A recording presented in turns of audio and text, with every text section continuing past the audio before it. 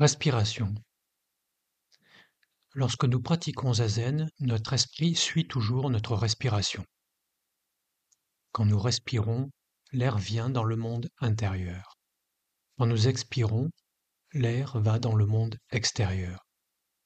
Le monde intérieur est illimité et le monde extérieur est illimité aussi. Nous disons monde intérieur ou monde extérieur, mais en fait, il n'y a qu'un seul monde total. Dans ce monde illimité, notre gorge est comme une porte battante. L'air entre et sort comme quelqu'un qui franchit une porte battante. Si vous pensez « je respire », le « je » est en trop.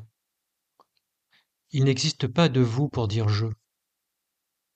Ce que nous appelons « je » n'est qu'une porte battante qui va et vient quand nous inspirons et quand nous expirons. Elle bat. C'est tout. Lorsque votre esprit est assez calme et pur pour suivre ce mouvement, il n'y a rien. Pas de jeu, pas de monde, pas d'esprit ni de corps, rien qu'une porte battante. Ainsi, quand nous faisons zazen, rien d'autre n'existe que le mouvement de la respiration. Mais nous sommes conscients de ce mouvement. Vous ne devriez pas être distrait. Cependant, être conscient du mouvement ne signifie pas être conscient de votre petit moi, mais plutôt de votre nature universelle, ou nature de Bouddha. Cette sorte de conscience est très importante, tellement notre perception habituelle est subjective. Notre compréhension habituelle de la vie est dualiste. Vous et moi, ceci et cela, bien et mal. Mais en fait, ces discriminations sont elles-mêmes la conscience de l'existence universelle. Vous signifie être conscient de l'univers sous la forme objective vous, et je signifie en être conscient sous la forme subjective je.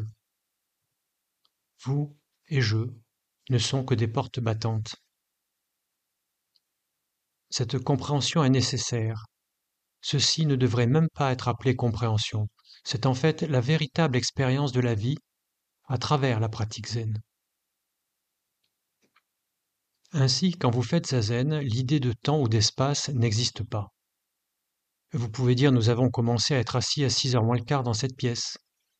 Vous avez ainsi une certaine idée de temps et une certaine idée d'espace. Mais vraiment ce que vous faites, c'est seulement être assis et conscient de l'activité universelle. C'est tout. À tel moment, la porte battante s'ouvre dans une direction et, le moment suivant, la porte battante s'ouvrira dans la direction opposée. D'instant en instant, chacun de nous répète cette activité. Ici n'existe pas d'idée de temps ou d'espace. Espace et temps font un. Vous pouvez dire « je dois faire quelque chose cet après-midi ». Mais en fait, cet après-midi n'existe pas. Nous faisons des choses les unes après les autres. C'est tout. Il n'existe pas de moment tel que cet après-midi, ou 1 heure, ou 2 heures. À 1 heure, vous déjeunerez.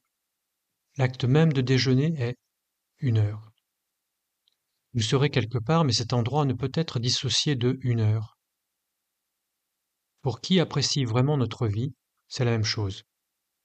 Mais lorsque nous commençons à nous lasser de notre vie, nous disons peut-être « je n'aurais pas dû venir ici, cela aurait sans doute été bien mieux d'aller déjeuner ailleurs, ce n'est pas tellement bien ici ». Vous créez ainsi dans votre esprit une idée d'endroit séparée du vrai moment présent. Ou bien vous pouvez dire « ceci est mal, je ne devrais donc pas le faire ». Mais vraiment, lorsque vous dites « je ne devrais pas faire ceci », vous faites à ce moment « ne pas faire ». Ainsi, vous n'avez pas le choix. Quand vous séparez l'idée de temps et d'espace, vous avez l'impression de pouvoir choisir. Mais en réalité, vous devez faire quelque chose ou vous devez faire ne pas faire. Ne pas faire quelque chose est faire quelque chose. Bien et mal n'existent que dans votre esprit. Vous ne devriez donc pas dire « ceci est bien » ou « ceci est mal ». Au lieu de dire « mal », vous devriez dire « ne pas faire ». Penser ceci est mal créera en vous une certaine confusion. Dans le domaine de la religion pure, il n'y a pas de confusion née de temps et d'espace, de bien ou mal. Tout ce que nous avons à faire, c'est seulement faire quelque chose comme cela se présente. Faire quelque chose. Quoi que ce soit, nous devrions le faire, même si c'est ne pas faire quelque chose. Nous devrions vivre dans l'instant présent.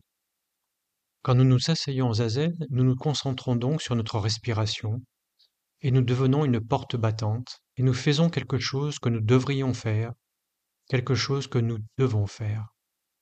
C'est la pratique zen. Cette pratique est sans confusion. Si vous menez cette sorte de vie, vous ne rencontrez vraiment nulle confusion. Tozan, célèbre maître zen, dit « La montagne bleue est le père du nuage blanc. Le nuage blanc est le fils de la montagne bleue. Toute la journée, ils dépendent l'un de l'autre, sans être dépendants l'un de l'autre. Le nuage blanc est toujours le nuage blanc, la montagne bleue est toujours la montagne bleue. » Ceci est une interprétation pure, claire de la vie. Bien des choses peuvent être pareilles au nuage blanc et à la montagne bleue. L'homme et la femme, le maître et le disciple.